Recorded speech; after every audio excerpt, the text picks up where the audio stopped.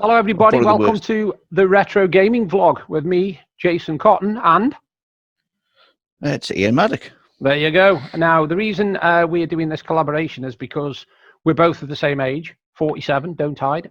Nearly 48. Nearly 48. Nearly 48, yeah. And we both have seen gaming materialise from what was very, very basic to what it is now. And we are going to now just go through basically everything we have ever experienced, played, and all the improvements that have been going on. Because unfortunately, a lot of people come into gaming now and think this is what gaming's always been. We have news for you. It isn't.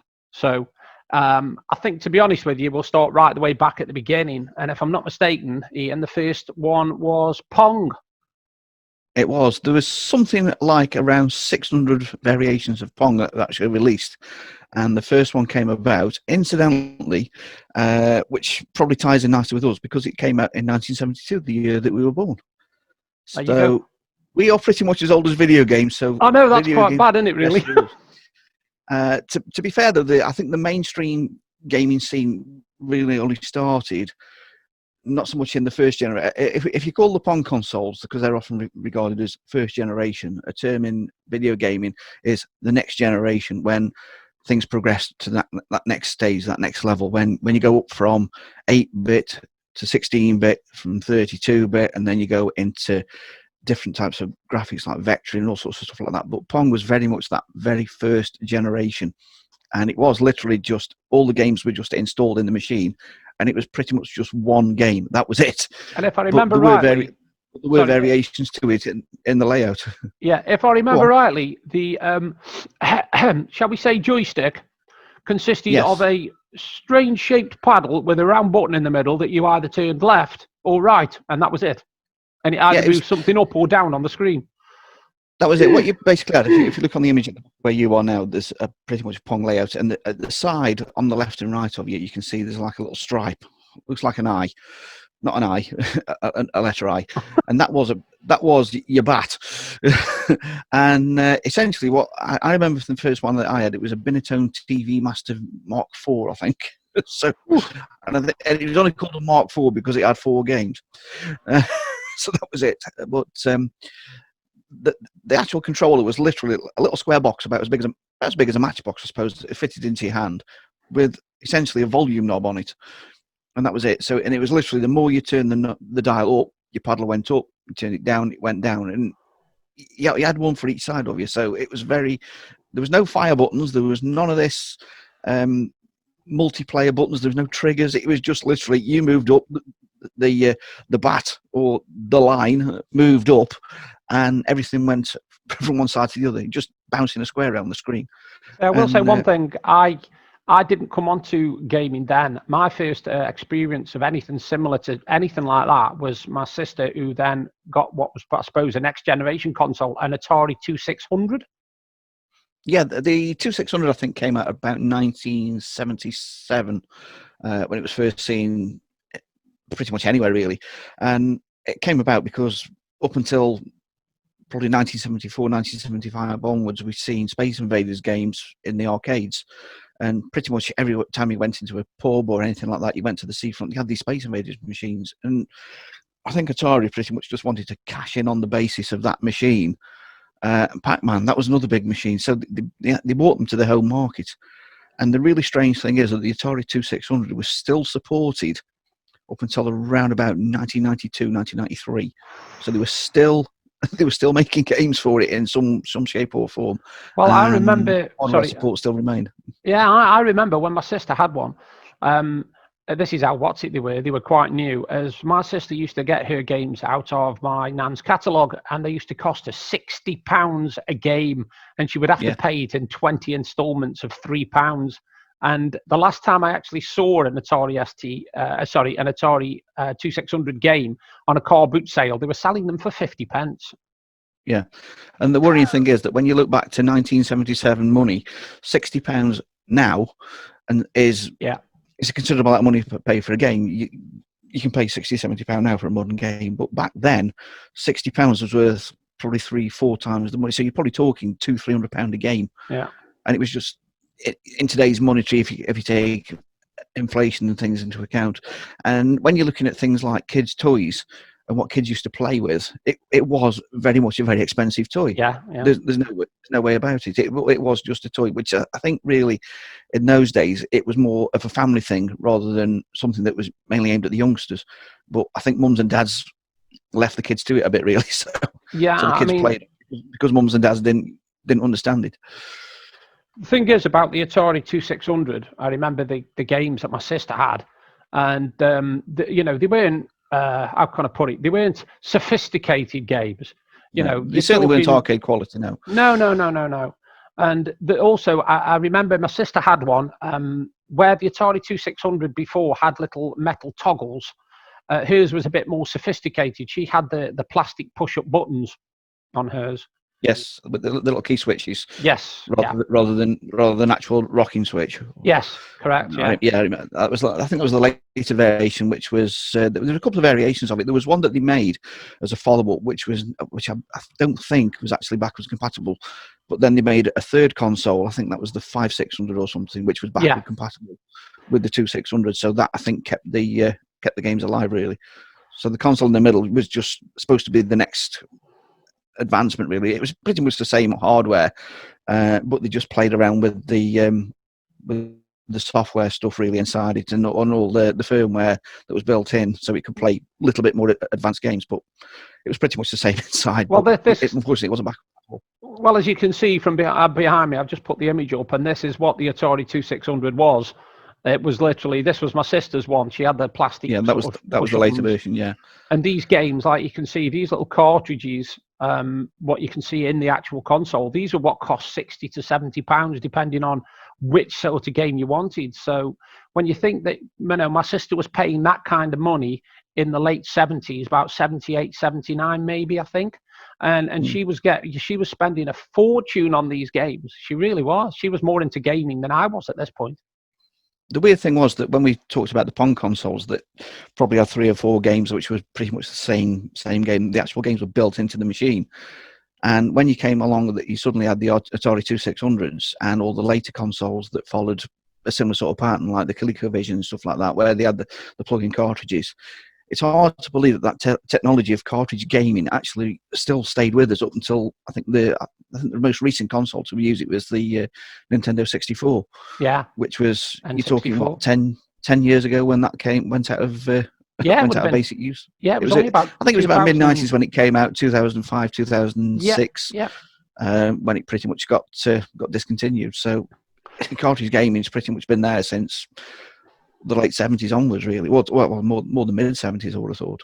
And I think, to be honest with you, as you know yourself, is retro gaming at the moment is really, really popular. And even though these consoles, up until about 10 or 15 years ago, were on car boot sales for £5-10, you can now see people paying £100-150 for the old consoles. It's quite amazing how it's gone round in a full circle, really. I think when we're talking about the console side of it, we're talking, and I've already touched on this a little bit, talking about bringing the arcade home. And these days, another thing to do with the retro gaming, it's a really weird thing to do. It does actually go on, and you can see there's videos of this on YouTube where people are doing it. And if you look on all the major selling sites like Amazon, eBay, there are people doing this, and they're actually buying up not so much the hardware like the cabinet, the screen, and all the other stuff, but they're actually buying the arcade boards where the games came in, and they've made plug-in adapters so you can play them on a regular TV with, say, like a PlayStation gaming stick. Yeah. And you can adapt them from the original arcade game. So I think what the Atari 2600's done is pretty much brought that home a lot earlier. You're bringing the arcade into the home, which is, I think, is what everybody wanted to do. It's okay going to the arcade. You put 10 pence, 20 pence, 30 pence into an arcade machine. These days, £1, £2. It is, yeah. And once you've put £25 into the machine, no matter how good the game is, you may as well go out and buy the game. So now, I must admit, take it home. I live in Blackpool, and of course, Blackpool is quite famous for the arcades and everything.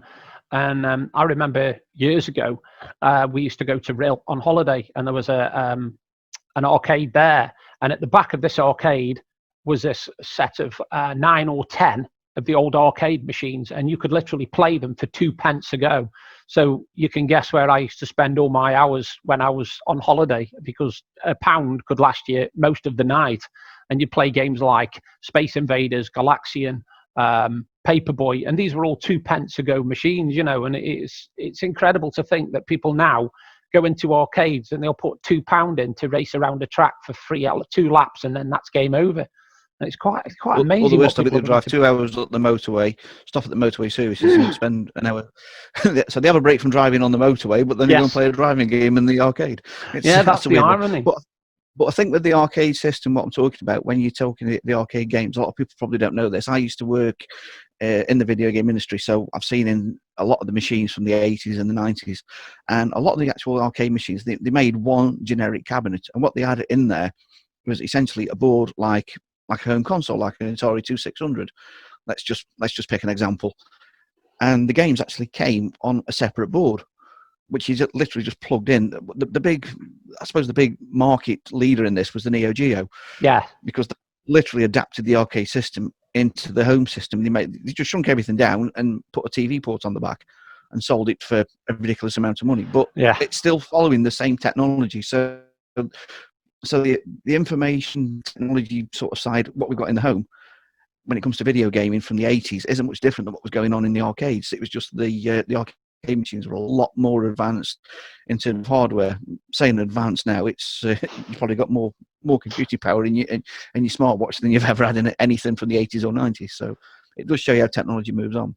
Well, if I start where my computing kicked in, and it was this little beauty behind me, it was the Spectrum 48K with its brilliant rubber keys. And I remember the very first day I got this, it was a Christmas, and I was absolutely over the moon, because at this point I'd been on the Nimbus computers at school, and I'd got into doing them. Just all you could do on Nimbuses were literally art. You could just draw on them, and that was it. And when I got this, this computer literally opened up my world, because all of a sudden I owned a home computer. And this was obviously the next step in the generation of gaming. We went from the consoles where there was no keyboard to all of a sudden having keyboards where you could actually type in your own programs and you could write your own games and stuff. And this revolutionized, really, to me, this revolutionized gaming. Now, I must admit that when the computer generation kicked in the 80s, it was, I think, probably around about 1980 when the home computer market kicked in. And it wasn't really taken up in the UK till around about 1982, 1983, when we saw the likes of the Spectrum. Now, I must admit that when the Spectrum came out, it was one of those machines that I did consider. But my dad, being my dad as he was and the way he was very much, no, you're not playing video games, you're going to learn programming and all this sort of stuff. So instead, I opted for the Commodore VIC-20. So that was my first machine. But saying that, a few years later, I managed to pick up a Spectrum 48K. And the weird thing is, I actually cut my teeth in learning computer repairs by tinkering about with Spectrums. Because one of the other machines I had the original 48K Spectrum, which is what you've got behind you. But some of the younger viewers to your channel probably won't realise this, but there was actually a 16K version of the Spectrum.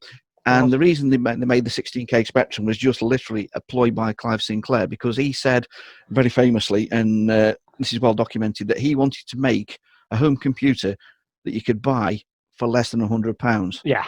And the only way he could do that was release the 48K Spectrum for 130, but also release a 16K version for £99. Well, of course, so a little bit of a crafty one. Sorry, of course, at the same sort of time, Commodore thought, hang on a minute, and they bought out the Commodore 16. VIC-20, sorry. They bought the Commodore VIC-20 out. And all of a sudden, people were saying, oh, Commodore's better. No, Spectrum's better. Commodore's better. And there wasn't really that much in them. I mean, I saw the gaming on both systems. And I can't really say there was a massive amount of difference, to be honest with you. I think, to be honest, the graphics and sound on the Commodore were a little bit better. But I think what made the Spectrum stand out was it was more adaptable. Yeah. Because there was a lot more to it, in regards that the games were probably easy to program. Yeah. Well, where you say you learned about the programming side, the internal side of computers, my main thing was getting magazines with computer games at the back that you could put in yourself. And Yeah. that's where I learned to do basic programming, which obviously stands for Beginner's All-Purpose Symbolic Instruction Code. Anybody who knows programming will know that's one of the earlier languages. And all of a sudden, people, instead of going out and buying games, they were writing games, and this had never been heard of before. You know, people don't make games, companies make games, but all of a sudden, people were writing games. And this is the thing I think with the Commodore where the difference was, because you look at the manual from the Commodore and you look at the basis of everything, and Commodore until from probably about the mid-70s onwards till 1980 when they released the VIC-20, they were making business machines. Yeah. And machines for programmers for doing things like writing your accounts and stuff like that, and writing letters and word processing. So programs had to be written and developed for that. But then when the computer revolution, I suppose, really kicked in a couple of years later, everybody wanted games. And the primary reason everybody says, oh, mums and dads, oh, yeah, like my dad, it's like, you've got to have a computer, you've got to learn how to program, you've got to learn how to be a computer scientist sort of thing. So I was all for that. It was new, it was exciting. And no, games are a waste of time. But I think with most of us in that era, 90% of us wanted the machine purely because it was for games. And the thing is, you talked a little bit about the £60 price tag on the Atari games. But when we bought games off the sort of like the next generation, I suppose, like the home computing generation, you can actually buy games on cassette tape, because all the games, they didn't come on cartridges, they came on cassettes. Yeah. And back in the 1980s, as you say, you could go down to the local newsagents, pick up a magazine. There was games in the back, there was programs in the back that you could type in. It was a bit harder to do on the Spectrum because every key had a command with each about button. 12 keys on each one. Yeah, so you had to use like 3 combinations just so you could get like one command in. Yeah, you did, yeah. And you couldn't physically type type a command like go to. You had to actually just press the button for go to. Yeah. But the hardest job was finding it on the keyboard, so it was a little bit harder to program that way. But the key difference, really, I think, between the home computer market and the console market was that the games came on cassette tape. Yeah. As I've just said. But you could buy games then, instead of paying £60 for a cartridge from an Atari 2600, you could literally jump on your push bike, drive down to the local petrol station, or drive down to the newsagents, and there'd be a rack full of games that you could buy for like £1.99. Yeah, £1.99. The Mastertronic range. The Mastertronic range was very, very big, and it was probably massive. It was probably the thing that actually came along from games that had been big in circulation. And as they dropped out the charts, sort of like the top 10 gaming charts, after a couple of years, they became what was known as budget games. Yeah. And the market for the budget games was absolutely phenomenal. I must admit, nearly every Friday, when I used to get any money, whatever it was, I would literally save it for 3 or 4 weeks maybe, and then nip down to the newsagents, have a look through the Mastertronic games. Right, that's a good one, a darts one, I'll have that. That's a good one, a fruit machine one, I'll have that. You know, that kind of thing. And I built up a massive collection of games at one point. And I just loved it because it was so versatile, really. Yeah. This is the other key thing as well, with the fact that we're talking about a little bit about the Spectrum.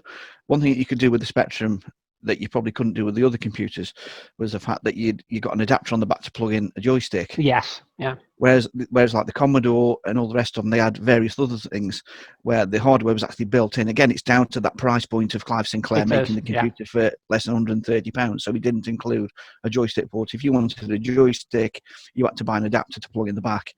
And the difference between the Commodore and the Spectrum line, even if you're going back to the Commodore VIC-20, the Commodore 64, they all had expansion ports at the back, so you could actually buy cartridge games. But again, the cartridge games were very expensive. You were talking £30, £40. Yeah. And the machine came with the joystick port, which added, unfortunately, to the cost, which I think is why the Spectrum became a bit of a runaway success. I'm not going to stereotype with this one, but it became more of a runaway success with the working classes, the people who couldn't afford computing, all of a sudden could afford a home computing device. And like Clive Sinclair said, a lot of the computers in the 1980s, even now, it's pretty much the same story. If you buy an IBM PC or a PC compatible back then, it was £1,000, pretty much the same as it is now, if you want a really good one. But until then, Clive Sinclair spotted that was, hang on a minute, the cheapest one you can buy is probably £500-600 upwards. It's like, let's make one something a little bit cheaper. And that's what he did. And the Spectrum for that in its own is brilliant. And a lot of people mock Clive Sinclair because some of his business decisions were probably a little bit out there and a little bit, hang on a minute, Clive, what are you doing this for? But when you actually get into his head a little bit and you realise yeah, that guy actually did a lot for the industry, and it wasn't so much an innovation and technology and leaps forward, but it was how he did it. He took a product and simplified it and sold it for a really cheap price. The home calculator wouldn't have been around without Clive Sinclair. No. The digital watch wouldn't have been around without Clive Sinclair. And these were ideas that people talked about and thought, something that you can do maths on and you keep it in your... No, that'll never work. But he did it and he persevered and made it a success. Well, I've got to show this now, because when people mention to me about gaming, and I say about gaming, and they ask me what was the first game I ever played on my Spectrum, and it was this one. How's that? And it was on a cassette, as you can see. It was Horace Goes Skiing, and it was on a cassette. Now, this is a very, very basic, simple game. It literally is a little dude that you have to cross a road and avoid getting hit by cars, a bit like Frogger. And the one problem with it was the only vehicle that really used to run you over was an ambulance. And then you used to have to literally pay to go to hospital with the ambulance that would run you over. And then you just had to ski down a hill. Now, this was basic stuff. And of course, because it was on a Spectrum, there was nothing like today where you got save points and I'll come back to this another day. You literally played what was in front of you. And I think that was another thing that was frustrating, but it was also meant you stayed on it longer because you wanted to get so far. Yeah, I do remember, I know we spoke a little bit about this, doing this. I do remember I had a very similar game on the Spectrum where there was no save points, and it was sometimes literally a case of you could go out and leave your computer on. Then when you come back from school or whatever you're doing back then, it was a case of you just flip the TV back on and carry on where you left off. There was no save points. And don't get me wrong, you could save games on the Spectrum when games later developed. Yeah. But even then, some of the hardware technology, because you were using domestic home computer recorders where the Commodore 64 used its own bespoke recorder, it was a lot easier. But with the Spectrum, it was literally you had to buy the Spectrum for £100 or £130 when it came out. But what they didn't tell you was if you wanted to actually do anything on it, you had to then go out and spend another £30 or whatever buying a single mono cassette recorder from the catalogue or from the local hardware store, which was a little bit of a cheek, but it was one of those things that kept the cost down. And again, it was very much a case of some home recorders just couldn't record, and it wasn't because the machine wasn't capable of it. It was just that when you saved the games, it was all based on sound. Yeah. And it was literally a case of the sounds going out to the machine, the quality and the distortion in the tape and the recording meant that it was just purely unreadable again when it was loaded back into the machine. And that was a lot of the problem with it. So I'll just give you a bit of a break from mine and Ian's face for a little bit, and I'm going to do now a montage of Spectrum images, and also I will let you see some of the games that we used to play, and also hear, unfortunately, the soundtracks, shall we call them, to some of the games that we used to play on the Spectrum, including Jet Set William, Manic Miner. These might make your ears hurt for a little bit, but we want to give you a bit of a feel for the kind of things that we had to listen to, and the noises that came from the tape recorder when we were playing on the Spectrum. So just bear with it, enjoy the images, and we'll be back and to have some more information for you soon.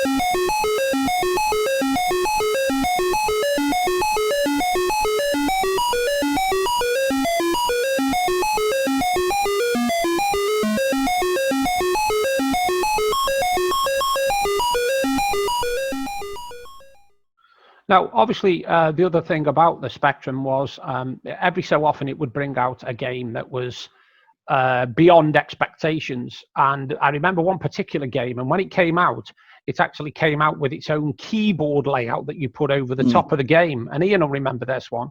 It was a fantastic game. Elite. And it was called Elite. Now, I remember trying to play this game a long time ago. Now, this was before simulators. This was before any of your Sim Cities or anything like that, or your Planet Storm or anything like that, because This was new. All of a sudden, you weren't just doing a simple thing with a simple character. This was a next level of gaming. This was where gaming sort of went from little cute cartoon characters to suddenly doing something that was, you had to think to do it. You know, you had to have a good mind on you. You couldn't just pick it up and give it, say, a 5-year-old to play.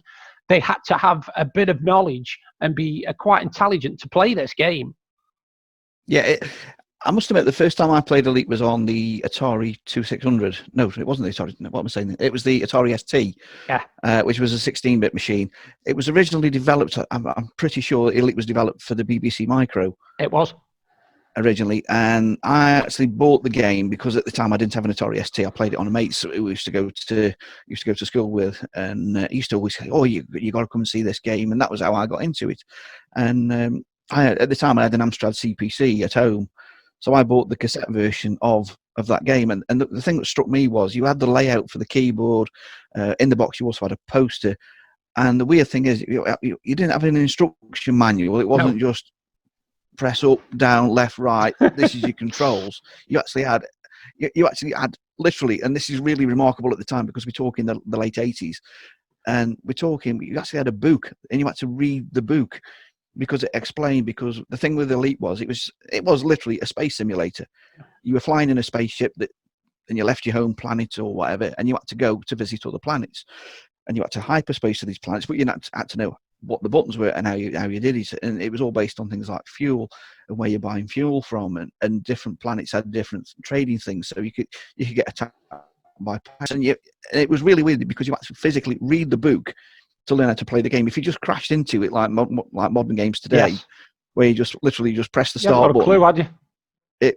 You were just sitting in a spaceship flying around in the space station thinking, well, what do we do now? Yeah. So the first thing was you had to read the book from cover to cover to understand the dynamics of the game. And it was very different because the graphics back then, they weren't very representative of what they are now. It was you literally had a red circle for the sun or a yellow circle for the sun, depending on your system, and a green circle for the planet that you were visiting. Yeah. And the idea was you could fly to the sun to gather resources, fuel. wasn't it? Yeah.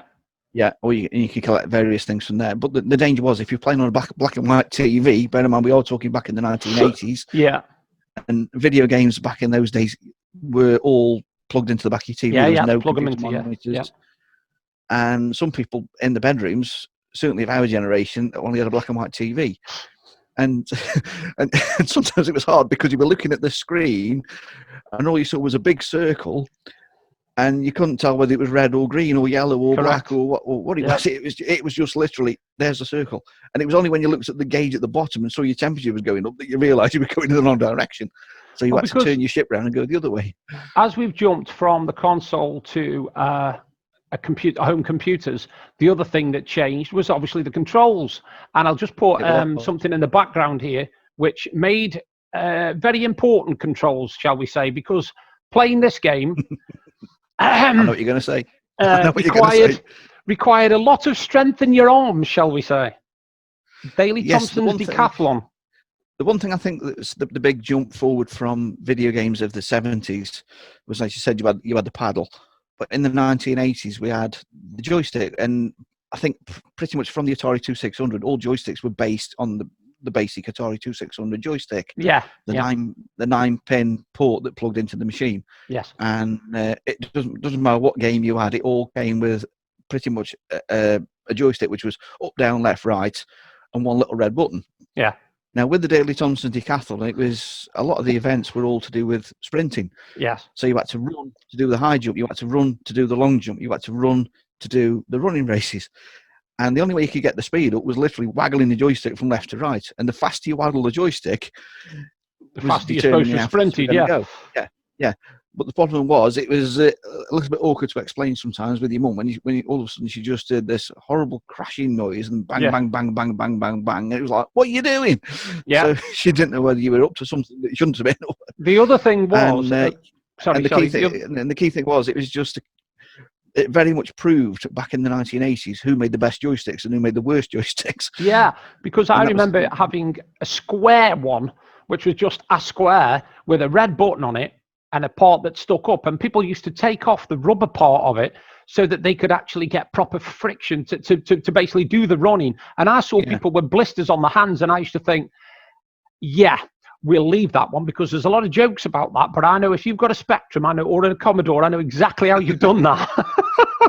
Another thing was, I don't know how true it is, but I know that some people out there, they were buying purposely made joysticks for the game. Mm-hmm. And when I say purposely made, I mean there was a lot of joysticks out there, like the Zip Sticks, Mm-hmm. the Cheetah 125, Yes. the Quick Shot line. So they were more purpose made for gaming rather than purpose made for the Atari 2600. Yeah. And there was some that would have probably an old joystick that was stuck in their drawer Mm-hmm. that had gone really loose, and they weren't using it. But they found if they actually grabbed hold of the Atari 2600 joystick that was probably worn out, they could grab the joystick, shake it from left, and the actual joystick itself, and it was the case of the faster you shake it, correct. it would actually work it. So that was another way of doing it. Ended up with Armake though, didn't you? Oh, yeah, chronic Armake from doing that. But I think Daley Thompson's Decathlon is going back again to what we were saying about the arcades. A lot of the home games came back in those days from the arcades. And the one game I think that started this whole waggling the joystick method of control was a game in the arcades called Track and Field, which came into the home market. And then Ocean Software picked Daley Thompson as sort of he was the man of the moment, wasn't he? Game character. Yeah, because he was very prominent back at them days. He was Olympic decathlon champion, and he'd done numerous British championships and everything. And Ocean Software wanted to cash in, so they took the inspiration from Track and Field and made this multiplayer event. But there were other games that were very similar at that time. California Games, that used a similar method on some of the events. And there was other games based on this sort of like old Track and Field dynamic of waggling the joystick. But even then, some of the more modern console games.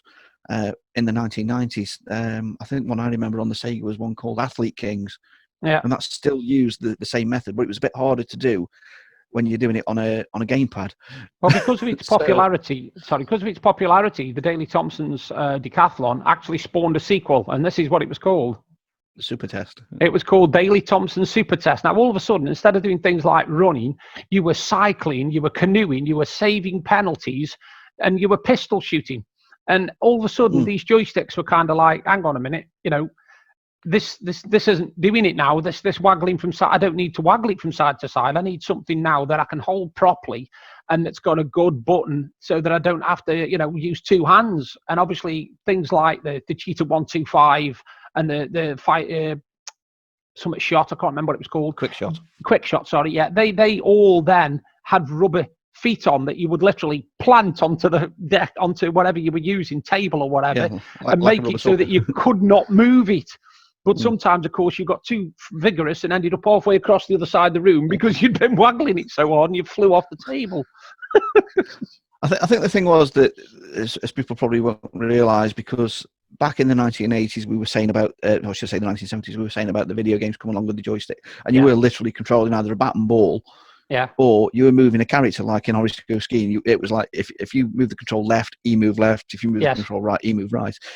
When games like Super Test came along, it was bringing out a different sort of like perspective on things. It was.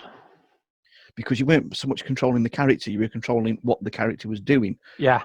So you weren't moving the character and he was responding. It was literally like with the shooting game, you were responding. And I think there was one of the events where you actually physically had to rotate the joystick. And it was literally that determined how fast you were breathing. So as you moved up and down on your scale, yeah.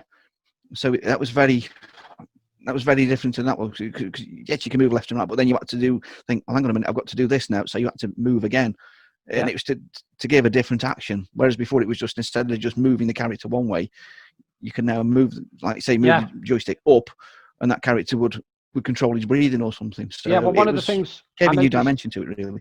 One of the things I noticed with Super Test was when I first had it, obviously I started playing the game and everything, and I couldn't figure out things like the springboard diving because I was used to just going left, right, up, down. All of a sudden I was having to rotate the joystick and push up and push down and rotate it the other way just to get him to do different moves in the air. And it brought out like a different way of looking at joysticks, because all of a sudden they weren't just up, down, left, right. You were having to make circles. You were having to change the shape of them. And that's where I think your cheetahs and stuff like that came into their own, because there was so much more flexibility in the movement. Yeah, I think a lot of it's the more arcade cabinet type joysticks as well that came along. They were another step forward, Yeah. where you had a flat platform, and the joystick was literally, to coin a phrase, a joystick sticking up Yes. in the air, which gave rise to things like flight simulators and all sorts of things like that were coming in. But even then, a lot of the gaming joysticks from the arcade experience were changing as well. We went from the Atari 2600 single button, and then we suddenly started finding controllers that had two buttons in the Yes. arcades. Yeah. And eventually they came into the home environment. Then just jumping forward a little bit, we got games like Street Fighter. Yeah. Or should I say Street Fighter 2? You had 6 buttons. 6 buttons to change different then the things. 6-button controllers came. It's hard to believe that when we were going back to the 1980s, a lot of these games you had one fire button. Yeah. And sometimes pressing that fire button didn't actually fire anything. No. It was just there as, like in a modern day game, you could press the button and it would double the controls on your joystick. So you had up, down, left, and right was your normal. If you held the fire button down, yeah, the up, down, left, and right would probably control your speed or your altitude if you were in a flight simulator. Another thing that revolutionized it for me is when you were playing, say, space games, where you had to do a lot of shooting. Once joysticks come and they had a auto fire button, I think that changed everybody's perspective as well, because all of a sudden, instead of keep pressing the button as hard as you could to fire, all of a sudden you just flicked it on and it auto fired. But of course, some games that backfired on you, because some games would only allow you to fire one bullet at a time. So it was it was a good thing, but it was also a bit of a strange one as well. That was the thing, because I'm pushing sort of the advocacy of we had a fire button which fired, and then you could use it for other things. But when you look at the actual hardware in the actual game, the up, down, left, right motion was literally there just so you held it up, you would keep going up.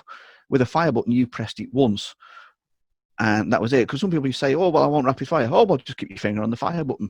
But it was literally just you press one button, and that was it. Then you had to take it off, push it on. What they did in the hardware term when they made the rapid fire, and they put a little clock chip into the joystick. Yeah. So as they lifted things backwards and forwards, everything was moving forward. That evolution. It was like, and this is, I think, probably the first piece of hardware where we actually put a chip into the actual joystick to give you a different perspective of different things to do. So again, it was a simple thing to do, but it was never heard of back then, and it was changing the hardware to suit the gaming experience.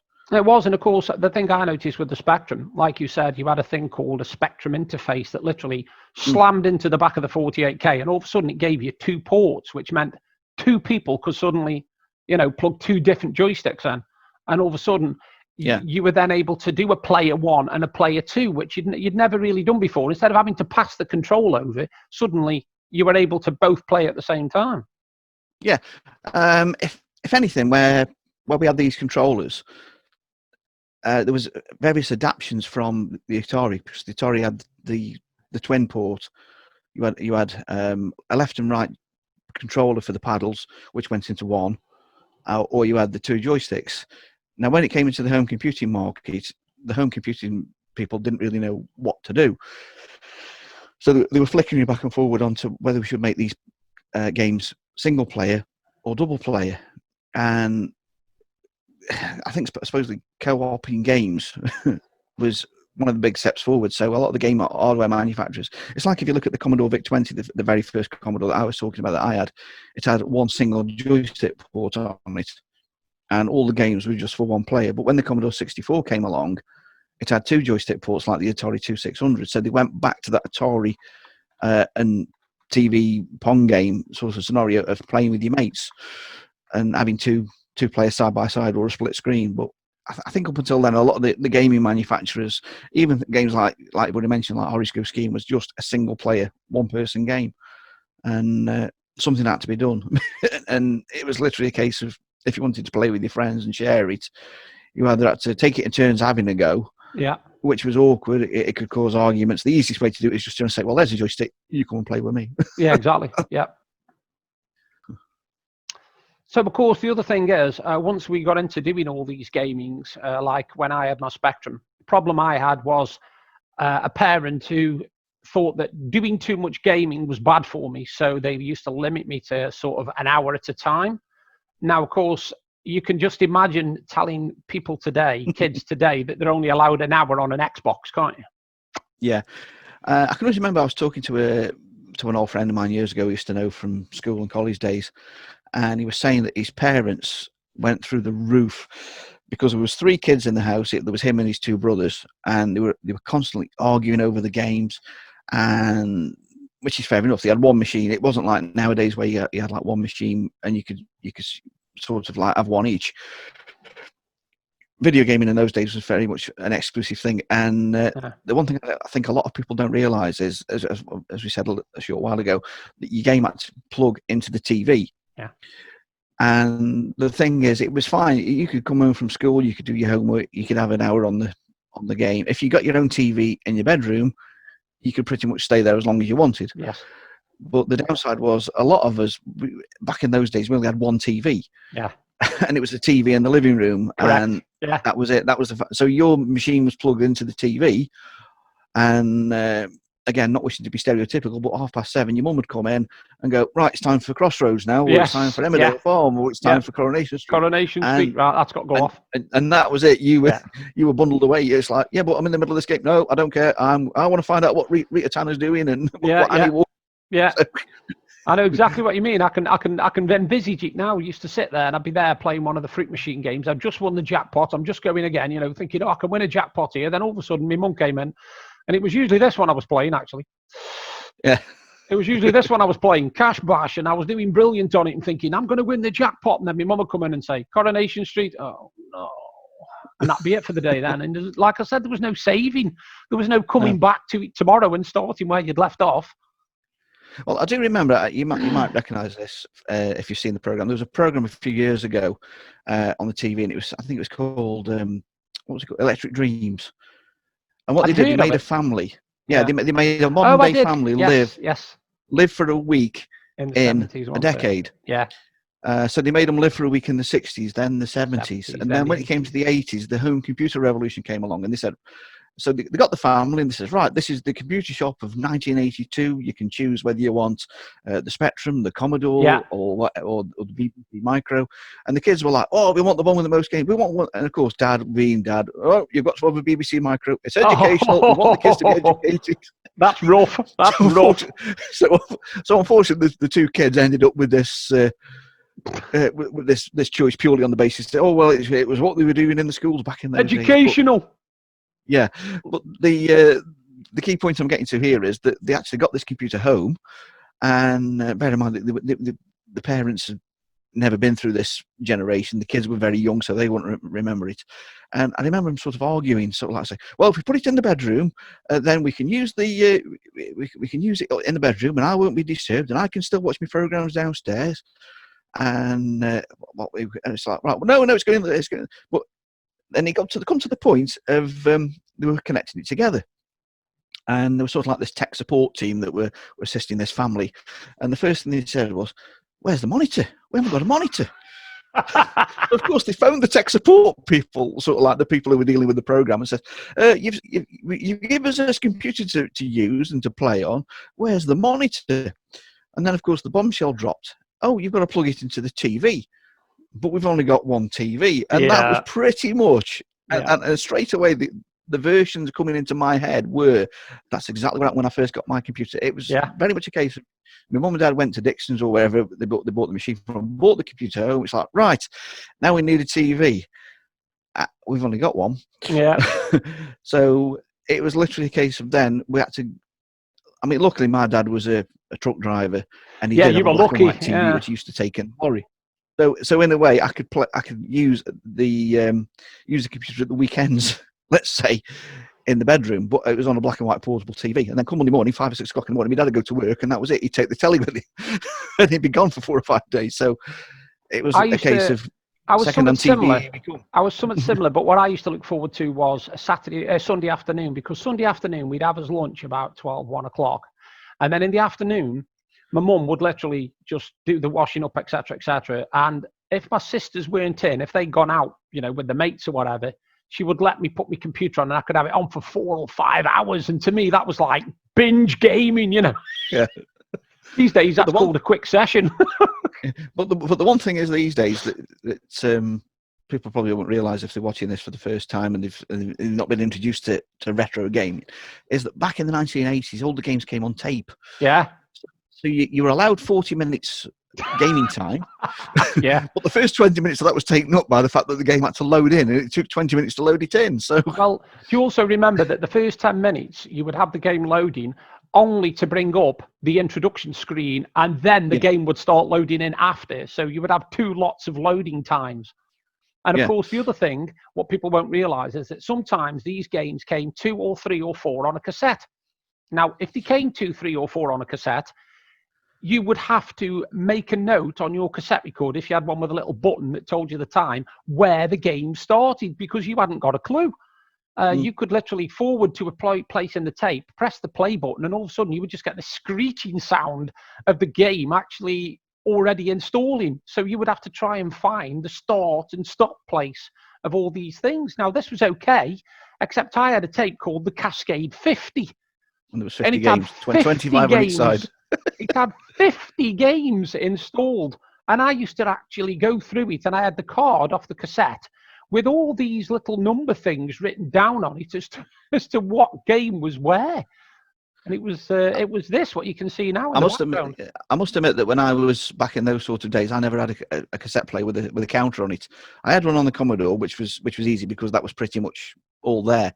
But even then, I physically took the tape out of the machine, and when I know where the game started, I used to use a marker pen and just draw a little line, so I knew roughly where the second game would start, or the game that I play the most was marked. If it's like the Cascade 50, you'd probably let's be honest with the Cascade 50. I'm not one of these people that's going to sugarcoat things.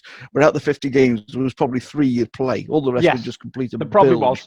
They were builds. So, they were literally. Yeah. And the thing was, I literally sit there with a marker pen, an indelible marker pen, and marked the 3 games I used to play were. So on this side, I've got this game.